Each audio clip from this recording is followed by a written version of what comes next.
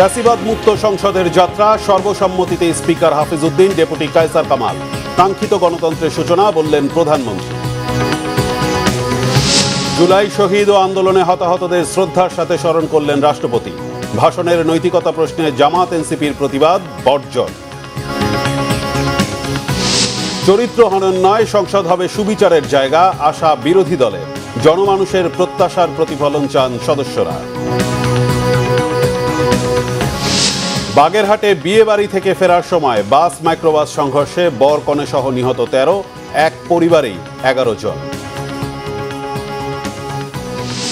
Hormuz প্রণালীতে জোর হামলা ইরানের, জ্বলছে যুক্তরাষ্ট্র ও মিত্রদের জ্বালানি ট্যাঙ্কার।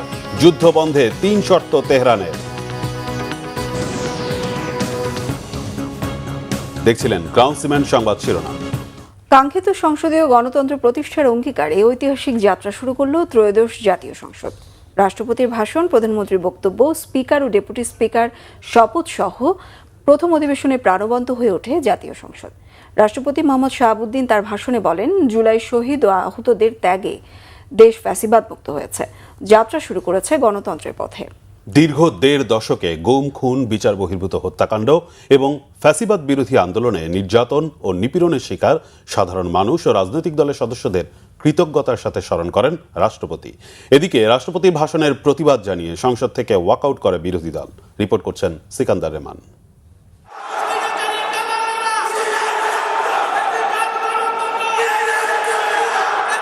ত্রয়োদশ জাতীয় সংসদ অধিবেশন চলা অবস্থায় রাষ্ট্রপতি মোহাম্মদ শাহাবুদ্দিনের ভাষণকে কেন্দ্র করে উত্তপ্ত হয়ে ওঠে সংসদ কক্ষ। বিকেল 3:40 রাষ্ট্রপতি মোহাম্মদ শাহাবুদ্দিন তার নির্ধারিত ভাষণ শুরু করেন। স্বাধীনতার ঘোষক শহীদ রাষ্ট্রপতি জিয়াউর রহমান বীরুত্তম, স্বাধীনতা এবং মুক্তিযুদ্ধের ইতিহাসের সকল নেতার অবদানকেও আমি শ্রদ্ধার সঙ্গে স্মরণ করছি। বাংলাদেশের 3 বারের নির্বাচিত সাবেক প্রধানমন্ত্রী ও বিএনপির সাবেক চেয়ারপারসন দেশনেত্রী বেগম খালেদা জিয়ার অবদানকে শ্রদ্ধার সঙ্গে স্মরণ করছি। 2024 সালের জুলাই আগস্ট ছাত্র জনতার গণ অভ্যুত্থানে শহীদ ও আহতদের অসামান্য ত্যাগের মাধ্যমে বাংলাদেশ ফ্যাসিবাদ মুক্ত হয়ে গণতন্ত্রের পথে যাত্রা শুরু করেছে বলে মন্তব্য করেন রাষ্ট্রপতি মোহাম্মদ শাহাবুদ্দিন। 2024 সালের জুলাই আগস্ট মাসে ছাত্র জনতার গণ অভ্যুত্থান একটি গুরুত্বপূর্ণ ঘটনা।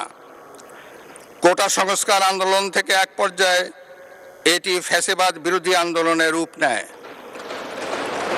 দেশের ছাত্র জনতা, কৃষক, শ্রমিক, শিক্ষক, সাংবাদিক, বুদ্ধিজীবী, প্রবাসী তথা সকল শ্রেণী পেশার মানুষ গণতন্ত্রের পক্ষে রাজনৈতিক দলসহ সকলের সম্মিলিত আন্দোলনের ফলে 2024 সালের 5ই আগস্ট তৎকালীন ফ্যাসিস্ট সরকারের পতন ঘটে।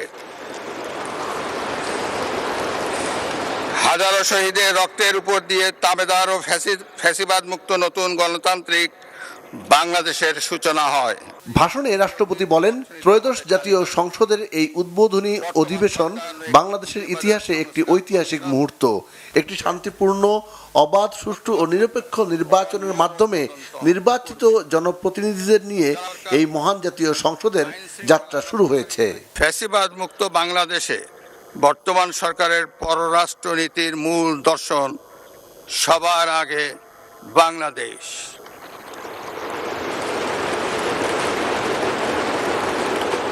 দেশের স্বাধীনতার সার্বভৌমত্ব, ভৌগোলিক অখণ্ডতা, জাতীয় স্বার্থ, জাতীয় নিরাপত্তা এবং জনগণের কল্যাণ সর্বাগ্রে প্রাধান্য পাবে। সকল রাষ্ট্রের সঙ্গে সমতা, ন্যায্যতা, বাস্তবধর্মী পারস্পরিক স্বার্থের স্বীকৃতি ভিত্তিক এবং আন্তর্জাতিক বিধিবিধান অনুযায়ী দ্বিপাক্ষিক ও বহুপাক্ষিক সম্পর্ক প্রতিষ্ঠার নীতি অনুসৃত হবে। মোহাম্মদ শাহাবুদ্দিন বলেন, ওসমানী উদ্যানে জুলাই স্মৃতিস্তম্ভ নির্মাণের উদ্যোগ নেওয়া হয়েছে। শহীদদের কবর সংরক্ষণ করা হয়েছে। জুলাই শহীদদের স্মৃতি অম্লান রাখতে জুলাই গণ অভ্যুত্থান স্মৃতি জাদুঘর এবং 64 জেলায় স্মৃতিস্তম্ভ স্থাপন করা হয়েছে। আল্লাহ হাফেজ, বাংলাদেশ জিন্দাবাদ। সিকান্দার রেমান, বাংলা ভিশন, ঢাকা। রীতি অনুযায়ী প্রথম অধিবেশনে নির্বাচন করা হয় নতুন স্পিকার ও ডেপুটি স্পিকার। দায়িত্ব পেয়েই সব সংসদ সদস্যের সহযোগিতা চান নতুন স্পিকার মেজর হাফিজউদ্দিন আহমদ। সবার আগে বাংলাদেশ এই নীতিতে সংসদ কার্যক্রম পরিচালনার প্রত্যয় জানান তিনি। অধিবেশনের প্রথম দিনেই সংসদে গঠনমূলক বিরোধিতায় উত্তাপ ছড়িয়েছে বিরোধী দল। এবারের সংসদ সুবিচারের জায়গা হবে, চরিত্র হননের কেন্দ্রবিন্দু নয়, এমন প্রত্যাশা বিরোধী দলীয় নেতার। এদিকে সংসদের গ্যালারিতে বসে উদ্বোধনী অধিবেশন প্রত্যক্ষ করেন বিগত অন্তর্বর্তী সরকারের প্রধান উপদেষ্টা ডক্টর মোহাম্মদ ইউনূস। বিস্তারিত জিয়াউল হক সবুজের রিপোর্ট। আমি সংবিধানের রক্ষণ সমর্থন ও নিরাপত্তা বিধান করিব। ত্রয়োদশ জাতীয় সংসদের প্রথম অধিবেশনে স্পিকার নির্বাচিত হয়ে শপথ নিলেন বীর মুক্তিযোদ্ধা অবসরপ্রাপ্ত মেজর হাফিজউদ্দিন আহমদ বীর বিক্রম এবং deputy speaker barrister Kaiser Kamal. আমি বাংলাদেশের প্রতি। বৃহস্পতিবার দুপুরে রাষ্ট্রপতি মোহাম্মদ শাহাবুদ্দিন তাদের শপথ বাক্য পাঠ করান। এর আগে বেলা 11টায় শুরু হয় বহুল কাঙ্ক্ষিত জাতীয় সংসদের প্রথম অধিবেশন। অতীতের সব রীতি ভেঙে স্পিকারের চেয়ার খালি রেখেই শুরু হয় অধিবেশন। আগের স্পিকার ও ডেপুটি স্পিকার না থাকায় সংসদে সভাপতিত্ব করতে বিএনপির জ্যেষ্ঠ নেতা ডক্টর খন্দকার মোশাররফ হোসেনকে আহ্বান জানান সংসদ নেতা তারেক রহমান। এমন পরিস্থিতিতে আমরা সংবিধান এবং সংসদের কার্যপ্রণালী বিধির বিধান অনুসরণ পূর্বক ত্রয়োদশ জাতীয় সংসদে সভাপতিত্ব করার জন্য আজ আমি প্রবীণ রাজনীতিবিদ এবং 5 বারের মতন নির্বাচিত জাতীয় সংসদ সদস্য জনাব ডক্টর খন্দকার মোশাররফ হোসেনের নাম প্রস্তাব করছি। প্রধানমন্ত্রীর এই প্রস্তাবে সমর্থন জানান সংসদে বিরোধী দলীয় উপনেতা জামায়াতের নায়েবে আমির ডাক্তার সৈয়দ আব্দুল্লাহ মোহাম্মদ তাহের। উনি যে দলই করুন না কেন, আমি মনে করি দেশের সকল মানুষের ওনার প্রতি আস্থা এবং শ্রদ্ধা আছে। মাননীয় প্রধানমন্ত্রীর এই প্রস্তাবকে আমরা বিরোধী দলের পক্ষ থেকে পূর্ণ সমর্থন জানাচ্ছি। তবে এটা আরও খুব ভালো হতো যদি মাননীয় প্রধানমন্ত্রী বা তার প্রতিনিধি এই বিষয়ে বিরোধী দলের সাথে একটু আলোচনা করতেন। আমরা অবশ্যই তখনও এটাকে গ্রহণ করতাম অত্যন্ত আনন্দের চিত্তে। পরে নির্বাচিত স্পিকারের সভাপতিত্বেই শুরু হয় পরবর্তী কার্যক্রম। কথা বলার শুরুতেই মাইকের শব্দ বিভ্রাটে পড়েন তিনি। হ্যান্ড মাইকে কথা বলছি, মূল মাইকটি এখনো অকেজো, একটু ধৈর্য ধরে অপেক্ষা করুন। সংসদ পরিচালনায় দলমতের ঊর্ধ্বে উঠে সব সংসদ সদস্যদের সহযোগিতা চান স্পিকার হাফিজউদ্দিন আহমদ। বিনা প্রতিদ্বন্দ্বিতায় আমাকে এই মহান সংসদের স্পিকার নির্বাচিত করার জন্যে আমি প্রতিটি মাননীয় সদস্যকে আন্তরিক ধন্যবাদ ও কৃতজ্ঞতা জানাচ্ছি। সংসদ কার্যকরে স্পিকারকে সহযোগিতার আশ্বাস দেন বিরোধী দলীয় নেতা ডাক্তার শফিকুর রহমান। তবে সংসদ পরিচালনায় নতুন স্পিকারকে সরকার ও বিরোধী দলের মধ্যে কোনো পার্থক্য না রাখার আহ্বান জানান তিনি। আমরা মনে করি আপনার কাছে সরকারি দল এবং বিরোধী দল আলাদা কিছু হবে না। আপনার কাছে আমরা সুবিচার পাব, জাতির কল্যাণে যে কথাগুলো বলতে চাইব সেই কথাগুলো বলার সুযোগ আপনার কাছ থেকে পাব। আপনার নেতৃত্বে এটি একটি গতিশীল সংসদ হবে, এটা আমরা আশা করতে চাই। পরে বাধ্যবাধকতা অনুযায়ী অন্তর্বর্তী সরকারের সময়ে জারি হওয়া 133টি অধ্যাদেশ প্রথম অধিবেশনেই উত্থাপন করেন আইনমন্ত্রী। মহামান্য রাষ্ট্রপতি কর্তৃক জারিকৃত 133টি অধ্যাদেশ গণপ্রজাতন্ত্রী বাংলাদেশের সংবিধানের অনুচ্ছেদ 93 দফা 2 ও 4 এর বিধান অনুযায়ী এই মহান সংসদে উপস্থাপন করছি, যার তালিকা নিম্নরূপ। এর আগে 3 বারের সাবেক প্রধানমন্ত্রী বেগম খালেদা জিয়া, ভারতের সাবেক প্রধানমন্ত্রী মনমোহন সিং, ক্যাথলিক ধর্মগুরু পোপ ফ্রান্সিস এবং ইরানের সর্বোচ্চ নেতা আয়াতুল্লাহ আলী খোমেনি ছাড়াও প্রয়াত 31 জন এমপি এবং বিএনপি জামাত সহ বিভিন্ন রাজনৈতিক দল এবং জুলাই গণ অভ্যুত্থানে নিহতদের স্মরণে সংসদে শোক প্রস্তাব গৃহীত হয়। আমাদেরকে তাদের খেদমত করার তৌফিক দান করেন, তাদের সেবা করার তৌফিক দান করেন। এর আগে নির্বাচিত সংসদ সদস্যরা এবারের সংসদের যাত্রাকে ঐতিহাসিক যাত্রা বলে মন্তব্য করেন। আজকের এই দিনটি ঐতিহাসিক। আজকের এই মহেন্দ্রক্ষণে আমরা যেন এই দেশের গণতন্ত্র এবং গণতন্ত্রের ভিতকে শক্তিশালী করতে পারি। দেশবাসী আশা করে যে একটি কার্যকর সংসদ প্রতিষ্ঠিত হবে, সরকারি দল বিরোধী দল সকলের অংশগ্রহণের মধ্য দিয়ে। মাননীয় প্রধানমন্ত্রী যে কর্মসূচি গ্রহণ করেছেন সেই কর্মসূচিগুলি জনস্বার্থে বাস্তবায়নের জন্য তড়িৎ গতিতে আমরা ব্যবস্থা গ্রহণ করব। আমি বিশ্বাস করি বর্তমান যে পার্লামেন্ট আছে এটা আগের অন্তত 16 বছরে যে পার্লামেন্ট আছে তার চেয়ে অনেক অনেক বেটার হবে।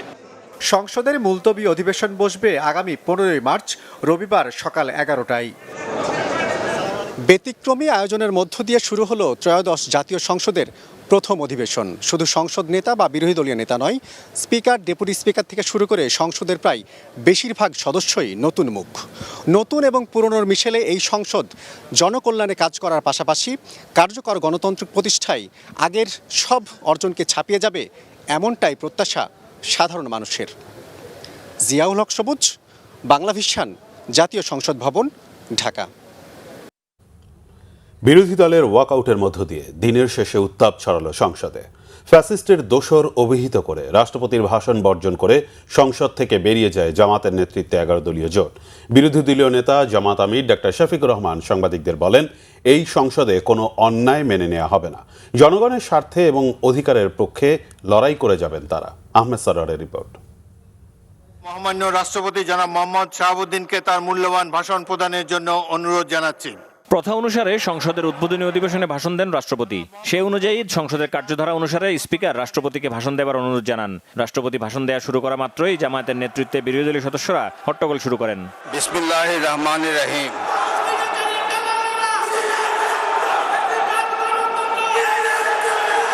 প্ল্যাকার্ড উঁচিয়ে তারা রাষ্ট্রপতির ভাষণে আপত্তি জানান। হট্টগোলের মধ্যেই রাষ্ট্রপতি ভাষণ শুরু করলে সংসদ থেকে ওয়াকআউট করে বেরিয়ে যান বিরোধী দলীয় সদস্যরা।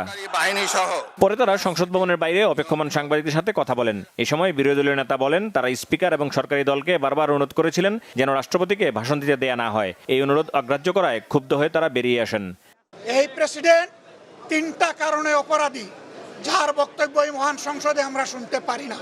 তার আমলে যে খুনগুলো হয়েছে, একটা খুনের বিরুদ্ধেও তিনি শাসক গোষ্ঠীর প্রতিবাদ করেন নাই। সেই খুনে তিনি কোনো ব্যবস্থা গ্রহণ করেন নাই।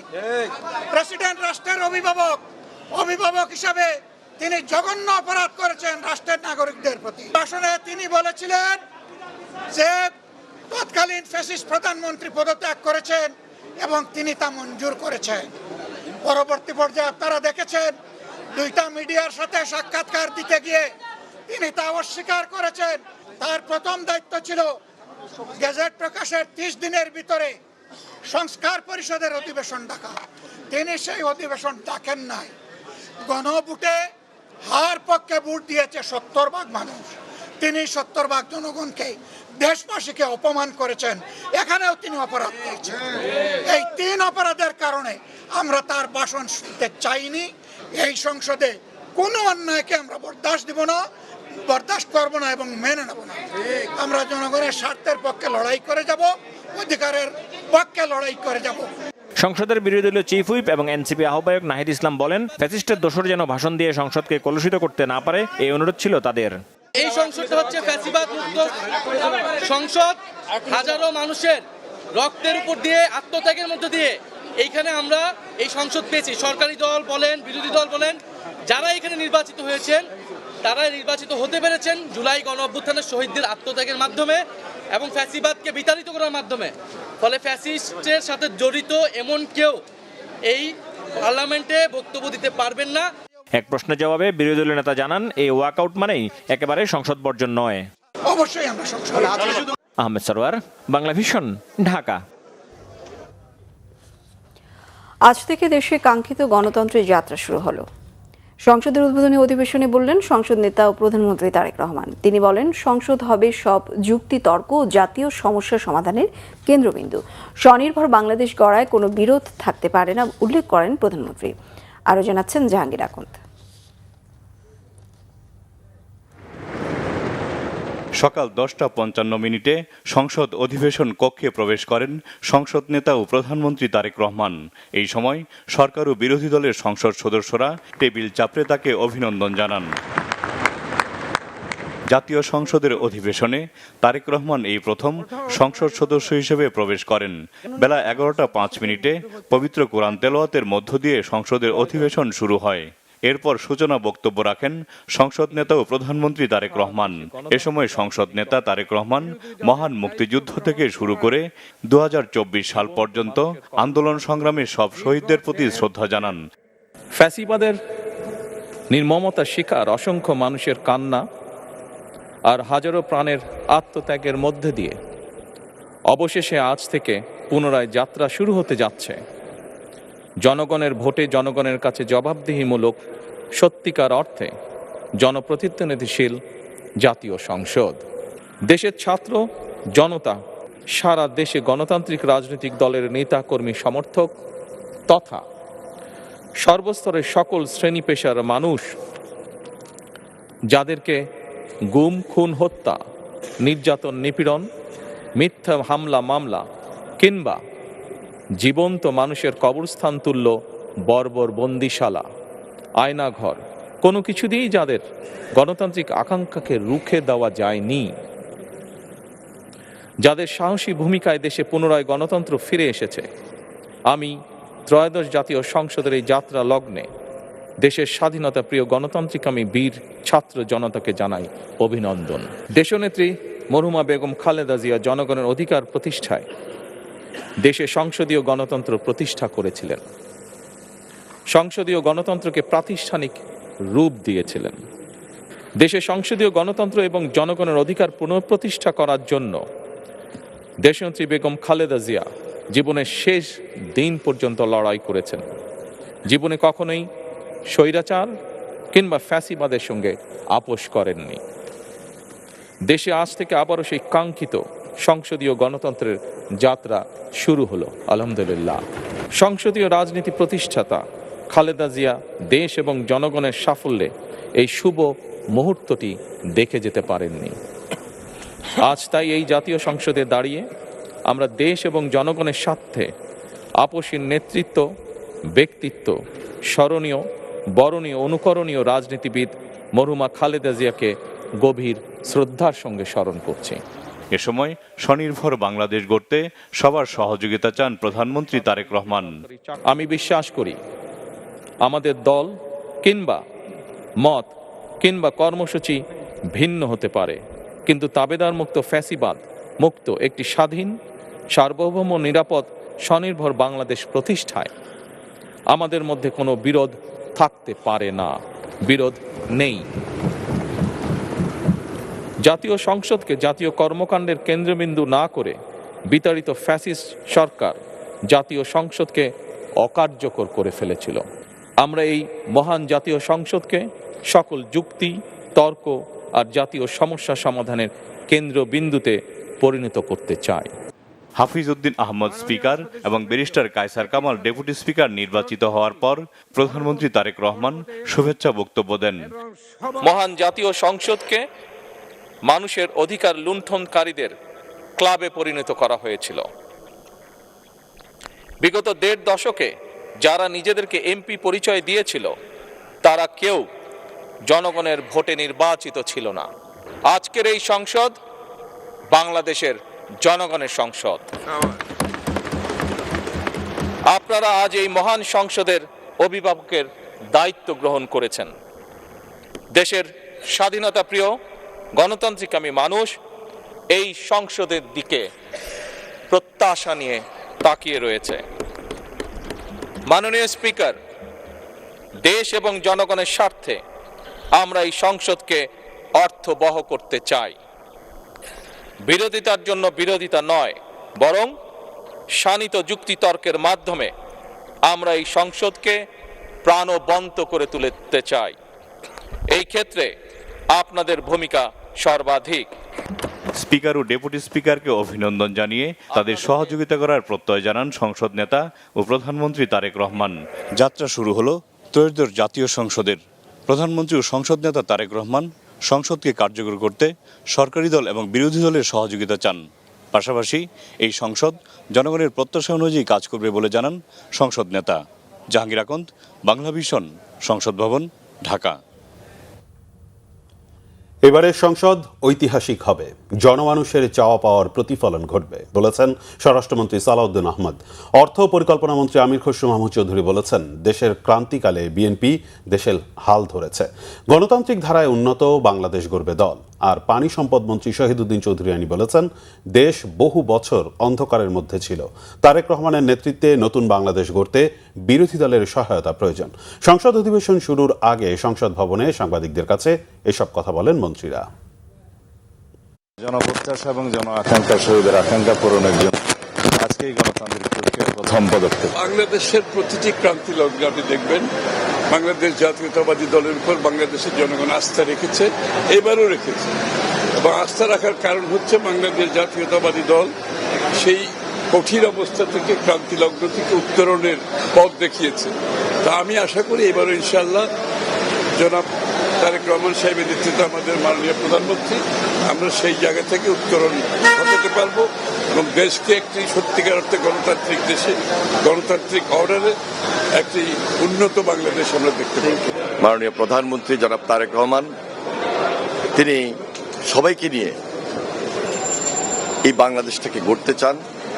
আমরা তাকে যেন সবাই মিলে সহযোগিতা করি এবং বিশেষ করে যারা বিরোধী দলে রয়েছেন তাদের সহযোগিতা বিশেষভাবে প্রয়োজন, কারণ এই বাংলাদেশটাকে আমাদের নতুনভাবে চিন্তা করতে হবে, নতুনভাবে হবে।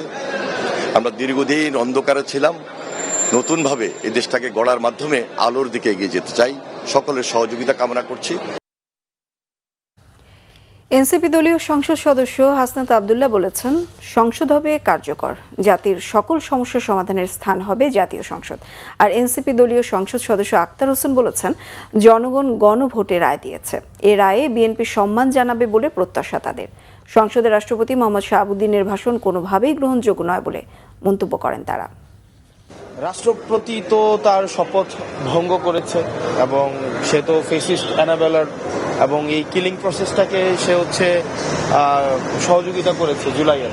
তো সেই জায়গা থেকে তার মোরাল তো কোনো গ্রাউন্ড নাই আজকে জুলাইয়ের মধ্য দিয়ে অর্জিত এই পার্লামেন্টে এসে ভাষণ দেওয়ার। দেখি আমরা সাংগঠনিকভাবে বা আমরা অ্যাজ এ দলগতভাবে আজকে আমরা কি স্টেটমেন্ট আপনারা দেখতে পাবেন। অবশ্যই এটা ফাংশনাল আমরা একটা পার্লামেন্ট চাই, যেই পার্লামেন্টে জাতির সকল সমস্যার সমাধান হচ্ছে পার্লামেন্ট থেকে উঠে আসবে, অংশগ্রহণমূলক একটা পার্লামেন্ট। আমরা বিএনপির এমপিরা আছেন, তাদের কাছে আমরা প্রত্যাশা রাখবো জনগণ যে গণভোটে রায় দিয়েছে সেই রায়ের প্রতি সম্মান দেখিয়ে তারা আজকেই সংবিধান সংস্কার পরিষদের সদস্য হিসেবে শপথ গ্রহণ করবেন এবং আমরা একটা কার্যকর সংসদ দেখতে পাবো। আমরা যে 6 মাসের সময়সীমার মধ্যে সংবিধানের যে পার্টগুলোতে আমরা সংস্কার সাধন করতে চেয়েছিলাম সেগুলো আমরা সম্পূর্ণ করতে পারবো এবং বাংলাদেশ রাষ্ট্রের অন্যান্য যে অংশগুলো রয়েছে সেগুলো নিয়ে আমরা আমাদের পথকে আরম্ভ করতে পারবো। একটা কার্যকর সংসদের আমরা প্রত্যাশা করি। হচ্ছে রাষ্ট্রপতির এই যে থেকে যাওয়া, তাকে এইভাবে সেলিব্রেট করা, সেই প্রত্যেকটা জিনিসের আমরা বিপক্ষ। মুক্তিযুদ্ধ বিষয়ক মন্ত্রণালয়ের মন্ত্রীর দায়িত্ব পেলেন টাঙ্গাইল 8 আসনের সংসদ সদস্য অ্যাডভোকেট আহমেদ আজম খান। আর ভূমি প্রতিমন্ত্রীর দায়িত্ব পেয়েছেন পার্বত্য চট্টগ্রাম বিষয়ক মন্ত্রণালয়ের প্রতিমন্ত্রী ব্যারিস্টার মীর মোহাম্মদ হেলাল উদ্দিন। বৃহস্পতিবার জাতীয় সংসদে ত্রয়োদশ জাতীয় সংসদের প্রথম অধিবেশন শুরুর পর বিরতি চলাকালে তাকে মন্ত্রী হিসেবে শপথ পাঠ করিয়েছেন রাষ্ট্রপতি মোহাম্মদ শাহাবুদ্দিন। এরপর সন্ধ্যায় এ সংক্রান্ত প্রজ্ঞাপন জারি করেছে মন্ত্রিপরিষদ বিভাগ। বিএনপির ভাইস চেয়ারম্যান হিসেবে দায়িত্ব পালন করছেন অ্যাডভোকেট আহমেদ আজম খান। ত্রয়োদশ জাতীয় সংসদের স্পিকার হিসেবে নির্বাচিত হয়েছেন মুক্তিযুদ্ধ বিষয়ক মন্ত্রী অবসরপ্রাপ্ত মেজর হাফিজউদ্দিন আহমদ ও ডেপুটি স্পিকার নির্বাচিত হয়েছেন ভূমি প্রতিমন্ত্রী ব্যারিস্টার কায়সার কামাল। এই দুজন আর মন্ত্রণালয়ের দায়িত্ব পালন করতে পারবেন না। এর ফলে একজন নতুন মন্ত্রী নিয়োগ দিয়েছে সরকার। খুলনা মহাসড়কে বিয়ে বাড়ি থেকে ফেরার সময় বাস মাইক্রোবাস সংঘর্ষে বর কনে সহ 13 জন নিহত হয়েছেন। এর মধ্যে একই পরিবারের রয়েছেন 11 জন সদস্য। বিকেলে খুলনা মোংলা মহাসড়কের গুনাই ব্রিজ এলাকায় নিহতদের মধ্যে 2 শিশু রয়েছে। স্থানীয়রা জানায়, খুলনার কয়রা থেকে বিয়ে শেষ করে মোংলায় ফেরার পথে মাইক্রোবাসের সাথে নৌবাহিনীর একটি বাসের মুখোমুখি সংঘর্ষ হয়। এতে মাইক্রোবাসটি দুমড়ে মুচড়ে যায়। নিহতদের মধ্যে রয়েছেন মোংলা পৌর বিএনপির 8 নম্বর ওয়ার্ডের সভাপতি আব্দুর রাজ্জাক ও তার পরিবারের সদস্যরা। দুর্ঘটনায় নিহত 9 জনের মরদেহ খুলনা মেডিকেল হাসপাতালে রয়েছে। থেকে বিয়ে করে নিয়ে বাড়ি যাচ্ছিল, এনাদের বাড়ি আছে শাওলা রামপালের ওই যে উপজেলার পাশে ওইখানে। প্রতিমধ্যে আপনার অ্যাক্সিডেন্ট করছে গাড়ি। আমার চেনা অনুযায়ী আমি আমার কাউকে জীবিত পাই না। আন্তর্জাতিক প্রসঙ্গ। যুদ্ধের ১৩তম দিনে এসে ইসরায়েল ও যুক্তরাষ্ট্রের ঘাঁটির পাশাপাশি পারস্য উপসাগর ও হরমুজ প্রণালীতে হামলা জোরদার করেছে ইরান। হামলার লক্ষ্যবস্তু হচ্ছে যুক্তরাষ্ট্র, যুক্তরাজ্য ও তাদের মিত্রদের জ্বালানি ট্যাঙ্কার। ইরাকের কাছে মার্কিন তেলবাহী ট্যাঙ্কারে তেহরানের হামলায় একজন ভারতীয় ক্রু নিহত হয়েছেন।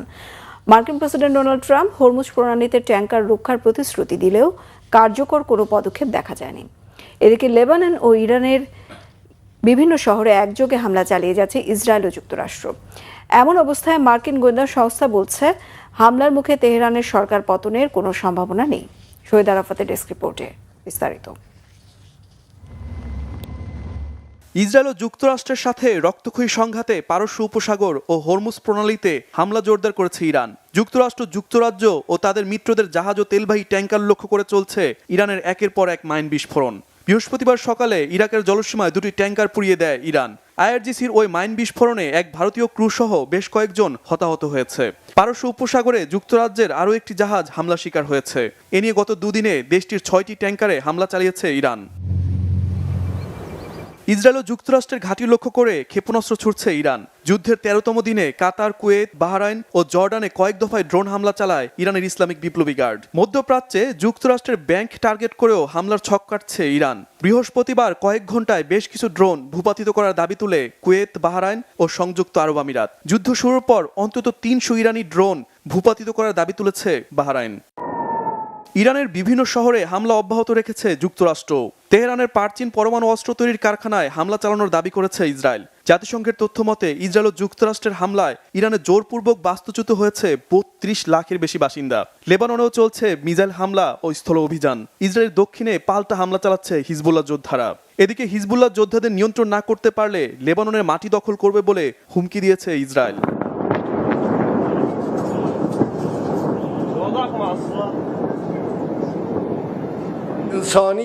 যুক্তরাষ্ট্র ও ইসরায়েলের যৌথ অভিযান শুরুর পর প্রথমবারের মতো যুদ্ধ শেষ করার কথা বলেছেন ইরানের প্রেসিডেন্ট মাসুদ পেজিশকিয়ান। এজন্য জুড়ে দিয়েছেন 3 শর্ত। সামাজিক মাধ্যমে এক পোস্টে পেজিশকিয়ান জানান, ইরানের ন্যায্য অধিকার, চলমান যুদ্ধের ক্ষতিপূরণ ও ভবিষ্যতে ইরানে হামলা না চালানোর বিষয়ে আন্তর্জাতিকভাবে নিশ্চয়তা দিলেই যুদ্ধ বিরতিতে যাবে তেহরান। তার সাথে সুর মিলিয়ে ইসরায়েল ও যুক্তরাষ্ট্রকে হামলা বন্ধ করে দ্রুত ইরানের সাথে আলোচনায় বসার তাগিদ দিয়েছে Russia. Shahid Arafat, Bangla vision news desk. নতুন সরকারকে বিপদে ফেলতে এক শ্রেণীর আমলারা কৃত্রিম জ্বালানির সংকট তৈরি করছে বলে অভিযোগ করেছেন পেট্রোল পাম্প ওনার্স অ্যাসোসিয়েশনের আহ্বায়ক সৈয়দ সাজ্জাদুল করিম কাবুল। বলেন, পেট্রোল অকটেনের সাথে যুদ্ধের কোনো সম্পর্ক নেই, অযথা আতঙ্ক সৃষ্টি না করার আহ্বান তার। এদিকে ঘন্টার পর ঘন্টা অপেক্ষা করে কাঙ্ক্ষিত পরিমাণ তেল না পেয়ে ভোগান্তিতে মোটরসাইকেল ও গাড়ি চালকরা। বিস্তারিত মামুন আবদুল্লার রিপোর্টে। গাড়ির এই দীর্ঘ সারি থামছেই না। কয়েক সপ্তাহ ধরেই এই চিত্র সারা দেশের পেট্রোল পাম্পগুলোর। ঘন্টার পর ঘন্টা অপেক্ষা করেও পরিমাণ মতো তেল না পেয়ে ক্ষুব্ধ গ্রাহকরা। বলছেন, জ্বালানির পেছনেই ব্যয় হচ্ছে মূল্যবান সময়। ধরেন রোজার আগে আইসা বসে থাকি, ইফতারির সময় মনে করেন যাইতে পারি না, সন্ধ্যার দিকে আসলে মনে করেন বসে থাকি, তেল পাই না। কিছু সময় আপনার পাম্পে গেলে পাম্প বন্ধ করে দেয়। সরকার তো তেল দিচ্ছে, সরকার প্রথমে 25% কমাইছিল সাপ্লাই, এখন তো আরও 10% বাড়ায় দিছে, মানে 15% কমাইছে। এই হিসাবে যেই অ্যাটিটিউড করতেছে আপনি পাম্প মালিকরা, এটা আসলে আমাদের জন্য খুব ক্ষতিকর হচ্ছে। 10 লিটার তেলের জন্য মনে করেন এই যে 2 ঘন্টা আসছি, তারপর গাড়ি চালাই আইছি আরও 3 কিলোমিটার, তো তাকরিবান 2-3 লিটার তো শেষ তেল। সিরিয়ালে থাকার পরে এই পাম্পের কাছাকাছি যাওয়ার পরে আপনার বলতেছে তেল নাই। পেট্রোল পাম্পগুলোতে একজন গ্রাহককে নির্দিষ্ট পরিমাণই জ্বালানি দিচ্ছে পাম্পগুলো। মালিকরা বলছেন, প্রয়োজনের অতিরিক্ত জ্বালানি নেয়াতেই তৈরি হচ্ছে আতঙ্ক। যারা পাঠাও চালা তাদের 600, আর দেখা যায় আপনার 5 লিটার, আর এমনি যারা ব্যক্তিগতভাবে চালা তাদের একটু কম, বা যদি কম নিচ্ছে তাদের কম দিচ্ছি। একটা লোক 4-5 বার করে নেয়, তাহলে কি জন্য নেয়? একটা গাড়ি কতটুকু চলে, কয় কিলো চলে, এটাও তো বুঝতে হবে। আপনাদের ধরতে হবে ওদেরকে আগে, যে ভাই এই ব্যাপার ঠিক মতো আসতেছেন, তেল পাচ্ছেন কিনা, আমাদের নয়, ওদেরকে ধরে। এদিকে সমসাময়িক পরিস্থিতি নিয়ে রাজধানীর একটি হোটেলে সংবাদ সম্মেলনের আয়োজন করে পেট্রোল পাম্প ওনার্স অ্যাসোসিয়েশন। সংগঠনটির আহ্বায়ক জানান, দেশে জ্বালানির কোনো সংকট নেই, সরকারকে বিপদে ফেলতেই কেউ কেউ কৃত্রিম সংকট তৈরি করছে বলে দাবি তার। আমি 100% দায়ী করবো এই আমলাদেরকে, যারা রুট লেভেলে কোনো ইনফরমেশনকে কোনো কগনিজেন্সিতে নেয় না, তারা তাদের মতো এসি ঘরে বসে বসে সিদ্ধান্ত নেয়। বাস্তবতার সাথে এর কোনো মিল নেই। আপনি রুট লেভেলের ইনফরমেশন যদি না নেন, এটা ভুল হবেই সিদ্ধান্ত, এবং সেই ভুলই হচ্ছে। আমি 100% আপনার সাথে একমত, এটা সরকারকে একদম সাবঅর্ডাইজ করা হচ্ছে। কারণ আপনি তেল না পেলে, আমাকে তেল না দিলে জনগণ কি বুঝবে? তেল নাই, সরকার দিতে ব্যর্থ, এটাই তো প্রমাণ হবে, এবং তাই প্রমাণিত হচ্ছে। পেট্রোল পাম্পগুলোতে বিশৃঙ্খলা এড়াতে নিয়োজিত ছিল আইন শৃঙ্খলা বাহিনীর সদস্যরা। মামুন আব্দুল্লাহ, বাংলা ভিশন, ঢাকা। গেল 18 মাস সেনাবাহিনীকে একটা বিশেষ সময় পার করতে হয়েছে। পাশাপাশি দায়িত্ব পালনের সময় এ বাহিনীর সদস্যরা সুশৃঙ্খল ছিল বলে মন্তব্য করেছেন সেনাবাহিনী প্রধান জেনারেল ওয়াকারুজ্জামান। ঢাকা সেনানিবাসে সেনা মঞ্চে যুদ্ধাহত বীর মুক্তিযোদ্ধাদের সম্মানে আয়োজিত ইফতার অনুষ্ঠানে তিনি কথা বলেন। মুক্তিযোদ্ধাদের অবদানের প্রশংসা করে সেনাপ্রধান বলেন, মুক্তিযোদ্ধারা জাতির শ্রেষ্ঠ সন্তান। দেশমাতৃকার জন্য শহীদদের শ্রদ্ধা ভরেও স্মরণ করেন সেনাপ্রধান। বলেন, মুক্তিযোদ্ধারা শুধু মুক্তিযুদ্ধই করেননি, সেনাবাহিনীও গঠন করেছেন। বর্তমানে এ বাহিনীর অবস্থানের জন্য সশস্ত্র বাহিনীর সাবেক কর্মকর্তাদের অবদানের কথাও উল্লেখ করেন সেনাপ্রধান। জেনারেল ওয়াকারুজ্জামান আশা করেন, নতুন সরকারের নেতৃত্বে দেশ ও জাতি এগিয়ে যাবে। গত 18 মাস ধরে আমরা একটা বিশেষ সময় পার করেছি, এবং সেনাবাহিনী দেশের শান্তি শৃঙ্খলা রক্ষার কাজে নিয়োজিত ছিল, এবং সেনাবাহিনী অত্যন্ত সুশৃঙ্খল ছিল। ইনশাল্লাহ আমরা অত্যন্ত সুন্দর ভবিষ্যৎ কামনা করছি। এখন একটা গণতান্ত্রিক প্রক্রিয়া আমরা চলে গেছি। নতুন সরকারের আজকে প্রথম সেশন ছিল, এখানে সব সরকার এবং বিরোধী দলরা ছিল। একটা প্রাণবন্ত সংসদ দেখতে পেলাম। ইনশাল্লাহ দেশ এবং জাতি এগিয়ে যাবে এই রাজনৈতিক নেতৃবৃন্দের নেতৃত্বে। এই সরকারের নেতৃত্বে ইনশাল্লাহ দেশ এবং জাতি এগিয়ে যাবে। যে কোনো ব্যবসার উদ্যোগকে সরকারের পক্ষ থেকে সুরক্ষা দেয়া হবে বলে আশ্বস্ত করেছেন তথ্য সম্প্রচার মন্ত্রী জহিরুদ্দিন স্বপন। কেবল অপারেটর্স অ্যাসোসিয়েশন অব বাংলাদেশ কোয়াব আয়োজিত ইফতার পার্টিতে তিনি এই আশ্বাস দেন। তথ্যমন্ত্রী বলেন, কোয়াবের ব্যবসায়িক জটিলতা নিয়ে বিটিআরসির সাথে আলোচনা করে সমস্যা সমাধানের পথ বের করা হবে। কোয়াবের বাণিজ্যিক খাত থেকে রাষ্ট্র যেন বৈধভাবে রাজস্ব পায় সে বিষয়ে উদ্যোগ নেওয়া হবে। এ সময় কোয়াবের সভাপতি সাইফুল হোসেন সোহেল বলেন, কেবল অপারেটররা নিজ উদ্যোগে মানুষকে সেবা দিয়ে যাচ্ছে। এই খাত বিগত সরকারের আমলে কোনো সহযোগিতা পায়নি, উল্টো হয়রানির শিকার হতে হয়েছে। সেক্টরটিকে ডিজিটালাইজড করতে তথ্য মন্ত্রণালয়ের প্রতি অনুরোধ জানান কোয়াব সভাপতি। যে কোনো ধরনের ব্যবসায়িক উদ্যোগকে সুরক্ষা দেওয়াই হবে আমাদের সরকারের কাজ। সঙ্গত কারণেই আপনাদের এই কেবল টিভি শিল্প খাতে আপনারা ইতিমধ্যেই বিনিয়োগ করে বসে আছেন, আপনাদেরকেও সুরক্ষা দেওয়ার দায়িত্ব আমাদের। আপনাদের ব্যবসা পরিচালনার পদ্ধতিটাকে শুধুমাত্র সরকার কর্তৃক ঘোষিত রেগুলেশনের মধ্যে আনাটা কাজ। আপনার ব্যবসার স্বার্থ এবং সরকারের রেগুলেশন, এই দুটোর যখন একটা হ্যাপি ম্যারেজ ডেভেলপ করা যাবে, আমি মনে করি তখন আর কোনো সমস্যা থাকবে না। গুম, খুন ও জুলাই গণ অভ্যুত্থানে সংগঠিত মানবতা বিরোধী অপরাধের অভিযোগে সেনা কর্মকর্তাদের মামলার পুনঃতদন্ত চেয়েছেন ডিফেন্স আইনজীবী এবিএম হামিদুল মিসবাহ। একই সাথে সেনা আইনে তাদের বিচার চেয়েছেন তিনি। বৃহস্পতিবার আন্তর্জাতিক অপরাধ ট্রাইব্যুনাল প্রাঙ্গণে প্রেস ব্রিফিংয়ে সব কথা জানান আসামি পক্ষের এই আইনজীবী। এবিএম হামিদুল মিসবাহ বলেন, সেনা কর্মকর্তাদের বিরুদ্ধে 3টি মামলা চলমান রয়েছে ট্রাইব্যুনালে। এসব মামলায় চাকুরিরত 15 জন সেনা কর্মকর্তা গ্রেফতার রয়েছেন। 3টি মামলাই ট্রাইব্যুনালের এখতিয়ারের মধ্যে পড়ে না, যেহেতু তারা কর্মরত সেনা কর্মকর্তা ছিলেন। এখানে সেনা আইনও রয়েছে, যেহেতু তারা চাকুরিরত সেনা কর্মকর্তা, সেহেতু বিচারটা সেনা আইনই হওয়া সম্ভব ছিল। তবে এখনও যথেষ্ট সম্ভাবনা রয়েছে বলে উল্লেখ করে আইনের মধ্যেই সুযোগটা করে দেওয়া আছে বলে জানান তিনি। এই আইনজীবী দাবি করেন, সেনা আইন থাকা সত্ত্বেও ট্রাইব্যুনালের আইনকে ঘষামাজা করে সংশোধন করা হয়েছে, যা সেনা আইনের সঙ্গে সাংঘর্ষিক। মন্তব্য করে এসব মামলার পুনঃতদন্ত দাবি করেন আসামিপক্ষের এই আইনজীবী।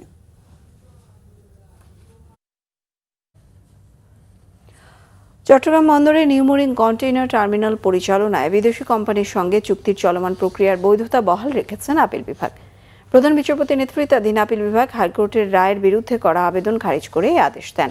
এর ফলে চট্টগ্রাম বন্দর কর্তৃপক্ষের বিদেশি কোম্পানির সঙ্গে এনসিটি পরিচালনার চুক্তি করতে আর কোনো আইনি বাধা থাকছে না। এর আগে গত 29 জানুয়ারি হাইকোর্ট নিউমোরিং কন্টেইনার টার্মিনাল পরিচালনায় বিদেশি প্রতিষ্ঠানের সঙ্গে চুক্তির প্রক্রিয়ায় বৈধতা প্রশ্নে করা রিট খারিজ করে দেন। বিচারপতি জাফর আহমেদের একক বেঞ্চে রায় দেন। বিদেশি প্রতিষ্ঠানের কাছে এনসিটি পরিচালনার দায়িত্ব দেওয়ার প্রক্রিয়ার বৈধতা চ্যালেঞ্জ করে বাংলাদেশ যুব অর্থনীতিবিদ ফোরামের পক্ষ থেকে রিটটি করা হয়। তিনবারের প্রধানমন্ত্রী দেশনেত্রী বেগম খালেদা জিয়ার রুহের মাগফিরাত কামনায় দোয়া ও ইফতার মাহফিল অনুষ্ঠিত হয়েছে। রাজধানীর একটি হোটেলে ন্যাশনালিস্ট রিসার্চ ফাউন্ডেশন NRF এর উদ্যোগে এই ইফতার মাহফিলে সভাপতিত্ব করেন দৈনিক আমার দেশের নির্বাহী সম্পাদক এবং NRF এর আহ্বায়ক সৈয়দ আবদাল আহমেদ। অনুষ্ঠানের প্রধান অতিথি হিসেবে উপস্থিত ছিলেন ঢাকা বিশ্ববিদ্যালয়ের সাবেক vice chancellor professor doctor Anwarullah Chowdhury. তিনি সাবেক প্রধানমন্ত্রী বেগম খালেদা জিয়ার দেশ পরিচালনা এবং রাজনৈতিক সংগ্রামের বিভিন্ন দিক তুলে ধরেন। অনুষ্ঠানে আরও বক্তব্য রাখেন অবসরপ্রাপ্ত মেজর জেনারেল ফজলে এলাহি আকবর, পটুয়াখালী বিজ্ঞান ও প্রযুক্তি বিশ্ববিদ্যালয়ের সাবেক VC professor doctor Abdul Latif Masum, জনপ্রিয় কণ্ঠশিল্পী আসিফ আকবর। ইফতার মাহফিলে NRF এর সদস্যবৃন্দ এবং বিশিষ্ট ব্যক্তিবর্গ উপস্থিত ছিলেন।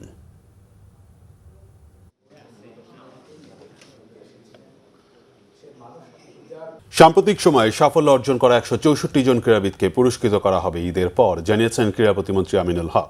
ফেডারেশনগুলোকে স্বাবলম্বী করার পরিকল্পনা তার। এপ্রিলে নতুন করে স্পোর্টসের উদ্বোধন করবেন প্রধানমন্ত্রী তারেক রহমান। জাতীয় সংসদ অধিবেশনের প্রথম দিনে মিরপুরে প্রতিমন্ত্রীর কার্যালয়ে ক্রীড়া সাংবাদিকদের জন্য ইফতার ও দোয়ার আয়োজন করা হয়। সংসদের কার্যক্রম শেষে ইফতারে যোগ দেন আমিনুল হক। গণমাধ্যম কর্মীদের সাথে কুশল বিনিময় করেন তিনি। সবার সাথে শরীক হন দোয়ায়। বাংলাদেশের উন্নতি ও ক্রীড়াঙ্গনের উন্নতি কামনা করা হয় মোনাজাতে। ইফতার শেষে ক্রীড়াক্ষেত্রের বিভিন্ন উদ্যোগ, পরিকল্পনা ও কার্যক্রম তুলে ধরেন প্রতিমন্ত্রী। ক্রীড়াকে পেশা হিসেবে প্রতিষ্ঠার পরিকল্পনায় প্রাথমিক পর্যায়ে পুরস্কৃত করা হবে গত কয়েক মাসে বিভিন্ন ক্ষেত্রে সফল ক্রীড়াবিদদের। বেতন কাঠামোর মধ্যে আনা হচ্ছে ক্রিকেট, ফুটবল সহ জাতীয় পর্যায়ের সেরা খেলোয়াড়দের। একসাথে দেয়া হবে গত 5 বছরের জাতীয় ক্রীড়া পুরস্কার। বিসিবির দুর্নীতি, মাঠ সমস্যা সহ বিভিন্ন ফেডারেশনের নানা সমস্যার বিষয়ে ধাপে ধাপে নজর দেওয়া হবে বলে জানান আমিনুল হক।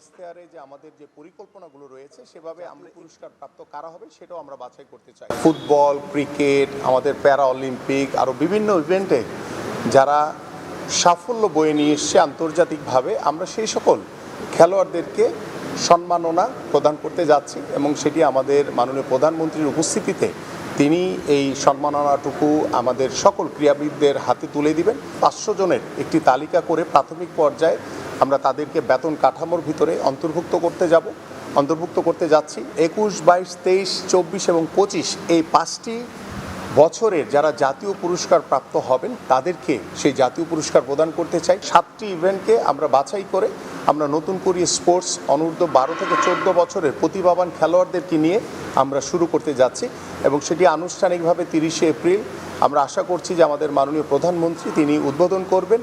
25 সালের সেই আবেদনটি শুরু হবার আগে কি শেষ নারী বিপিএল? 4 এপ্রিল শুরু হবার কথা থাকলেও এখন এই টুর্নামেন্টকে ঘিরে ধরেছে অনিশ্চয়তা। মধ্যপ্রাচ্যের যুদ্ধের কারণে এবং দলগুলোর পরামর্শেই নাকি পিছিয়ে দেওয়া হচ্ছে নারী বিপিএল। নিগার সুলতানা জ্যোতি, নাহিদা আক্তারদের উন্নয়নে বেশ ঢাকঢোল পিটিয়েই নারী বিপিএল আয়োজনের ঘোষণা দিয়েছিল বিসিবি। 4 এপ্রিল শুরু হয়ে ফাইনাল হবার কথা ছিল 15 এপ্রিল। 3টি দল নিয়ে এই আয়োজনের প্রস্তুতি শুরু করেছিল বিসিবি। রংপুর রাইডার্স ও রাজশাহী ওয়ারিয়ার্স ফ্র্যাঞ্চাইজি মালিকানা সত্ত্ব নেয়ার আগ্রহও দেখিয়েছিল। 14 মার্চ প্লেয়ার্স ড্রাফট হবার তারিখও চূড়ান্ত ছিল। টুর্নামেন্টের জন্য স্থানীয় ক্রিকেটারদের 5টি ভিন্ন ক্যাটাগরিতে ভাগ করা হয়েছিল। সর্বোচ্চ আইকন ক্যাটাগরিতে নারী ক্রিকেটাররা পারিশ্রমিক পাবেন 10 লাখ টাকা। এ ক্যাটাগরিতে থাকা 6 ক্রিকেটারের পারিশ্রমিক ধরা হয়েছিল 7 লাখ টাকা। বি ক্যাটাগরির জন্য 5 লাখ টাকা পারিশ্রমিক নির্ধারণ করা হয়েছিল। প্রতি দলে 2 জন বিদেশি ক্রিকেটার খেলাও চূড়ান্ত হয়েছিল, কিন্তু মধ্যপ্রাচ্যের যুদ্ধের অজুহাতে জুলাই পর্যন্ত পিছিয়ে দেওয়া হয়েছে এই টুর্নামেন্ট। অথচ জুন মাসে ইংল্যান্ডে অনুষ্ঠিত হবে নারী টি20 বিশ্বকাপ। এই টুর্নামেন্টের আগে নারী বিপিএল হলে জ্যোতি নাহিদাদের বিশ্বকাপে ভালো করার সম্ভাবনা বাড়ত, কিন্তু বিসিবির অদূরদর্শিতায় সেই সুযোগ হারাচ্ছে বাংলাদেশ নারী দল। সংবাদ শেষ করব আমরা শেষ করার আগে ক্রাউন সিমেন্ট সংবাদ শিরোনামগুলো আরও একবার। ফ্যাসিবাদ মুক্ত সংসদের যাত্রা, সর্বসম্মতিতে স্পিকার হাফিজউদ্দিন, ডেপুটি কায়সার কামাল, কাঙ্ক্ষিত গণতন্ত্রের সূচনা বললেন প্রধানমন্ত্রী। জুলাই শহীদ আন্দোলনে হতাহতদের শ্রদ্ধার সাথে স্মরণ করলেন রাষ্ট্রপতি। ভাষণের নৈতিকতা প্রশ্নে জামায়াত এনসিপির প্রতিবাদ বর্জ্য। চরিত্র হনন নয়, সংসদ হবে সুবিচারের জায়গা, আশা বিরোধী দলের। জনমানুষের প্রত্যাশার প্রতিফলন চান সদস্যরা। বাগেরহাটে বিয়ে বাড়ি থেকে ফেরার সময় বাস মাইক্রোবাস সংঘর্ষে বর কনে সহ নিহত 13, এক পরিবারে 11 জন। হরমুজ প্রণালীতে জোর হামলা ইরানের, জ্বলছে যুক্তরাষ্ট্র মিত্রদের জ্বালানি ট্যাঙ্কার। যুদ্ধ বন্ধে 3 শর্ত তেহরানের। এই ছিল এখনকার মতো, পরের সংবাদ রাত 1টায় দেখার আমন্ত্রণ রইল। এতক্ষণ সাথে থাকায় ধন্যবাদ। শুভরাত্রি।